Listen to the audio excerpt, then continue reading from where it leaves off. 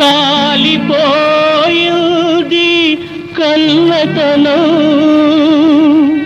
ఇది ఆడ జన్మకే చిన్నతనం, ఇది ఆడ జన్మకే చిన్నతనం.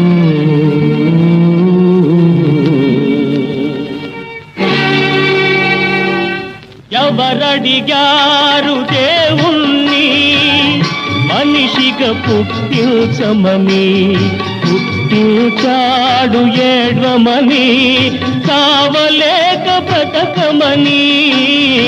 ఎవరడిగారు దేవుణ్ణి మనిషిగా పుట్టించమని, పుట్టించాడు ఏడ్వమని, కావలేక బ్రతకమని. ఎవరడిగారు దేవుణ్ణి